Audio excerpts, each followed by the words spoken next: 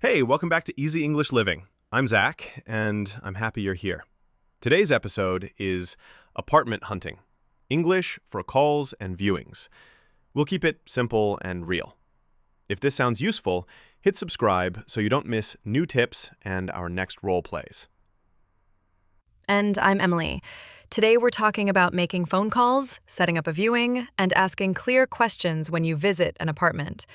We'll share real conversations, small stories, and a few key words. By the end, you'll feel more confident talking about rent, dates, and basic conditions. Quick story from me. Last spring, I called about a nice place near a park. The price sounded okay, but I forgot to ask about utilities, and the building was on a very busy street. When I visited, it was loud, and the extra bills were high. After that, I always asked, "Are utilities included?" and "How quiet is the area during the day?" I get that. My first call was awkward. I felt nervous and spoke too fast. So I made a small note card with 4 words: rent, deposit, move-in date, lease. Deposit means money you pay first to hold the apartment. Lease means the contract you sign. With my notes, my voice slowed down and I sounded calmer. Our simple goal today: know what to ask and say it clearly. A viewing just means a short visit to see the place. Utilities are things like water, gas, and electricity. When you understand these words, the call is easier, and you can focus on your real questions. When I called, I started politely. I asked, "Hi, I saw your listing. Is the apartment still available?" Then I said, "Could we schedule a viewing this week?" Simple, short sentences helped the owner understand me, even with my accent. What helped you sound confident on the phone, Emily? Was it the notes or something else, like your tone? A mix of things. I smiled while speaking, which made my voice warm. I paused between ideas, and I kept one goal per sentence. First availability, then price, then date. Quick recap so far. No key words. Ask short, clear questions, and breathe. That small routine makes any call feel more friendly and less stressful. Perfect. In the next part, we'll shape a short phone flow you can follow and adapt. Let's jump in and make that first call feel easy.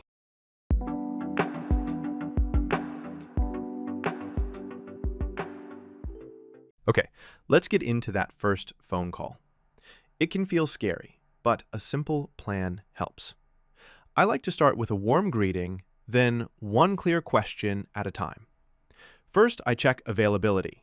Then I ask about the price and what's included. After that, I try to set a viewing. Short steps, slow voice, and it already feels easier. I do something similar. I open my Notes app and glance at a tiny list. Greeting, available, rent, deposit, utilities, viewing. Deposit means the money you pay at the start to hold the apartment. Utilities are water, gas, and electricity. When I follow that order, I don't forget important things, even if I'm a bit nervous. Quick story. Last month, I called a landlord named Mr. Lee about a one-bedroom I liked. I said, "Hi, this is Zach. I saw your listing, and I was wondering if the apartment is still available." Available just means it's free to rent now. Then I asked, "Could we schedule a viewing this week?" Simple, polite, and clear. Speaking of that, I once reached voicemail and it still worked out. Voicemail is the recorded message you leave when no one answers. I said, "Hi, this is Emily. I'm calling about the studio on Pine Street. My number is 555-0142. I'm free after 5 p.m. today. Please call me back. Name, reason, number, and a good time." That's it. When someone answers, I like a soft opener. "Would it be okay if I ask a few quick questions?" Then I confirm numbers. "So the rent is $1,200 per month, right?" Confirm means I check I heard it correctly. If I'm not sure, I repeat the number slowly, and the landlord usually appreciates that. I used to talk too fast and use slang, and it confused one owner. Now I keep it simple. "Hi, this is Emily. I saw your listing online." Listing just means the ad. Then I pause. Is the apartment still available? Small pauses give my brain time, and my voice sounds calmer and more confident. If the line is noisy, I say, I'm having trouble hearing you. Could I call you back in 5 minutes? If I need to share my email, I spell it slowly. That's EMILY@mail.com. Spelling helps avoid mistakes, and it keeps the call smooth. I also ask about daily life. How quiet is the building? Or what's the commute like to the city center? Commute means the time it takes to travel to work or school. Sometimes they mention quiet hours. Those are the times when people should be silent, usually late at night. And if something feels off, I keep it polite. One caller wouldn't answer basic questions about the lease length or the deposit. I said, "Thanks for your time. I'll think about it," and ended the call. It's okay to step away when information isn't clear. Quick recap.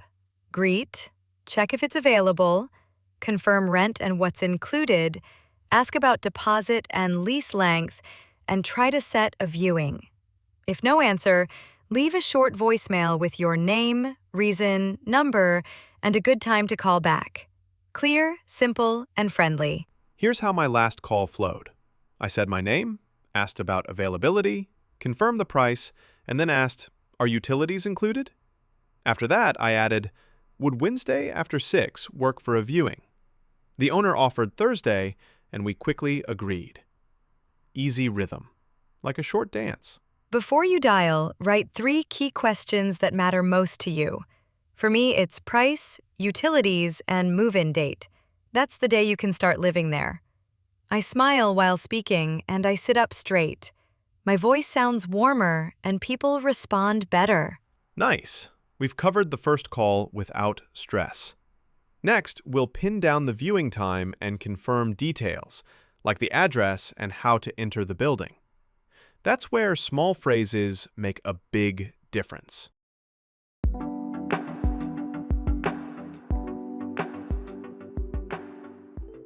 Okay, let's lock in the viewing. After the first call, I offer 2 times. I'm free Wednesday at 6 or Thursday at 6:30. Then I confirm the address and how to enter. Simple and clear. I had a double booking once, so now I send a short confirmation text. Confirm just means check again. I wrote, just confirming our 6 p.m. viewing at 22 Oak Street. Anything I should bring? ID or references? Once, the owner said there was a keypad. I asked, "What's the code and which floor?" Code is the numbers you type to open the door. I also checked if there's an elevator or only stairs. If my plans change, I'm polite and direct. Something came up. Could we reschedule to Thursday at 6:30 or Saturday morning? Offering 2 options feels helpful, and landlords usually appreciate clear early notice. Running late happens. I send a quick update.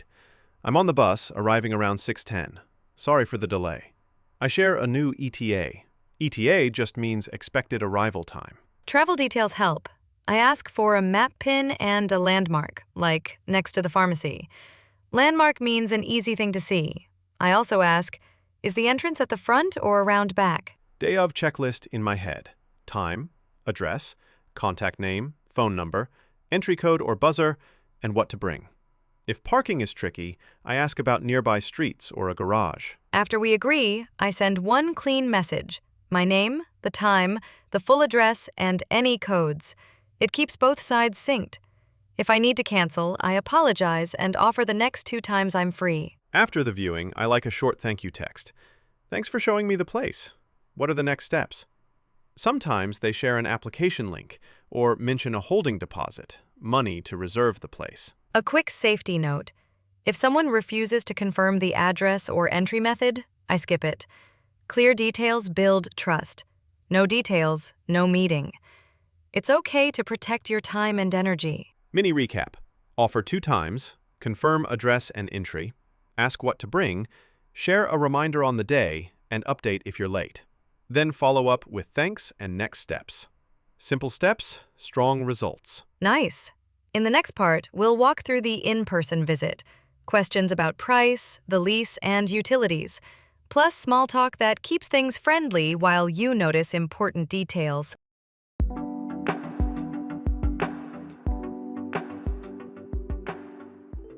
When I arrive at a viewing, I take a breath, smile, and start simple. I say hello, maybe ask how their day is, and then I move to my first point. I like to begin with the basics: price, what's included, and how long the lease is. Same here.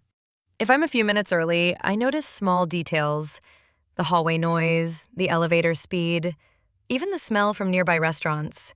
Those clues tell me about daily life in the building. Then I ease into questions without rushing. Price first.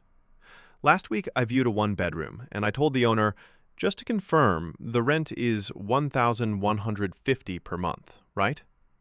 Confirm means check again. Then I added, does that include water or internet? Short, clear questions keep the talk smooth. Speaking of that, I usually ask, which utilities are included? Utilities are things like water, gas, and electricity. I also ask, what type of heating is it? Gas or electric makes a big difference in winter bills. Do you also ask about internet providers, Zach? I do. I ask, which internet company works best here, and what's the average monthly bill?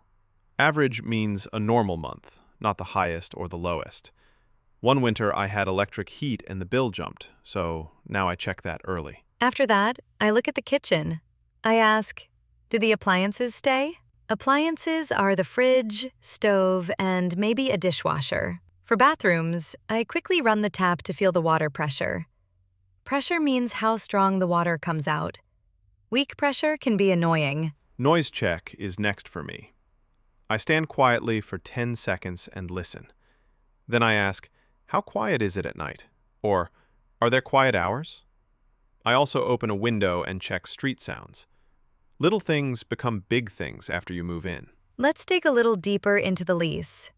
I ask, how long is the lease term? And what's the notice period? Lease is the rental contract. Notice period is how far ahead you must tell them before you move out. I also ask if the deposit is fully refundable and under what conditions. Good call. I add, who handles maintenance and how fast do repairs happen? Maintenance means fixing things that break. I like to hear a clear process, like text this number and we come within 24 hours. If they can't explain it, that's a red flag for me. Then I confirm timing and furniture. What's the earliest move-in date? And is it furnished or unfurnished? Furnished means it comes with furniture, like a bed or sofa. If it's furnished, I ask for an inventory list so we both know what stays. Quick safety sweep helps too. I check windows and locks, look for smoke detectors, and glance at corners for any damp spots or mold. If there are meters, I ask how to read them. Meter means the device that measures water, gas, or electricity use. Mini recap. Confirm the rent, ask which utilities are included, check heating type and average bills, look at appliances, and listen for noise.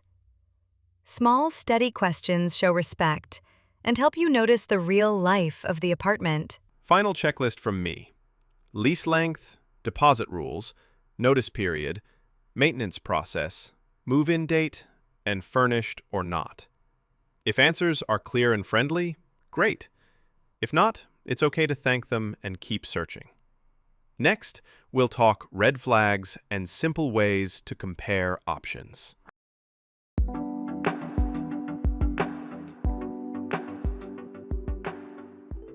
Let's talk red flags, quick comparisons, and simple negotiation. Red flag just means a warning sign. I've learned that if something feels pushy or unclear, I slow down, ask one more question, and if it stays strange, I walk away. That reminds me of a viewing where the agent wanted a cash deposit before I even saw the place. No receipt, no contract. Big red flag. I thanked her, said it didn't work for me, and left. My stress dropped instantly. My top red flags: you can't view the apartment, they refuse to show the lease, they push you to pay today, the address is unclear, or all contact is only through a random chat app. Real homes have real details. I also watch for poor maintenance. If lights don't work, locks feel loose, or there's a strong damp smell, I ask, how fast are repairs? If the answer is vague, that's another warning sign for me. Now, comparing options. I make a tiny score sheet with 5 things: price, commute, noise, light, and condition. Last month, place A was cheaper but dark. Place B cost more but had great light and a shorter commute. I chose B and felt happier every morning. I add 3 must-haves: safe door, quiet at night, and a kitchen I like. If a place misses 2 must-haves, I stop there. Quick feelings check helps too. Did I feel relaxed or a little stressed inside that room? About negotiation, keeping it kind and short works. I once said, "Is the rent flexible?" Flexible means it can change a little. I shared proof of income and 2 references, people who can say I pay on time. The owner offered $20 less per month. I sometimes ask for small changes instead of a lower price. Could you include water? Or can we split the deposit over 2 months? Split means pay in parts. If I offer a longer lease or a clear move-in date, owners listen more. If the answer is no, I stay polite. I might try one more option. Could internet be included? If everything is firm, I say, "Thanks for your time. I'll think about it." Firm just means the price will not change. Quick question for you, Zach. Do you ever make a counteroffer? Counteroffer means your different idea after hearing their price. Sometimes. I keep it simple. If I move in on the 1st and sign for 12 months, could we do $11.50? One sentence, one number. Then I stay quiet and let them think. Silence helps. Mini recap. Watch for warning signs. Compare with a short score sheet. And negotiate gently. One clear request, then pause. Protect your budget, protect your peace. Next up, we'll wrap with a quick review and a tiny role play to tie it all together.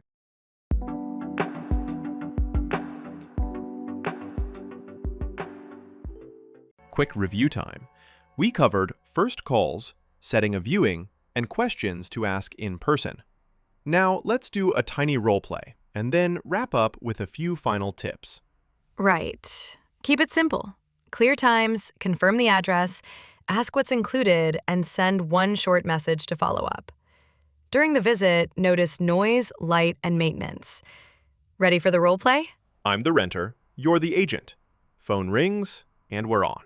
Hello, Oak Street Realty. This is Emily speaking. Hi, this is Zach. I saw your listing online. Is the apartment on Oak Street still available? Yes, it's available. The rent is $11.50 per month and water is included. Electricity is separate. The earliest move-in date is the 1st of next month. Thanks for confirming. Could we schedule a viewing on Thursday at 6 p.m.? If not, Friday at 6:30 also works for me. Thursday at 6 works. The address is 22 Oak Street, Buzzer 14. Please bring a photo ID and one reference.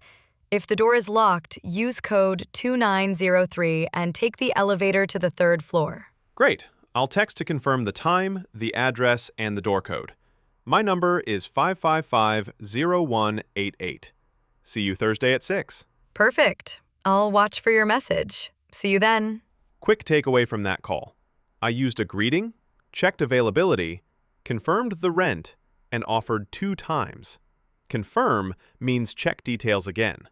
A reference is a person who can say you're reliable. After the viewing, send a short note. Thanks for showing me the place. What are the next steps? If it's not right, stay polite. Thanks for your time. I'll think about it. That keeps doors open. Final recap. Plan 3 key questions, speak slowly, and repeat numbers to avoid mistakes.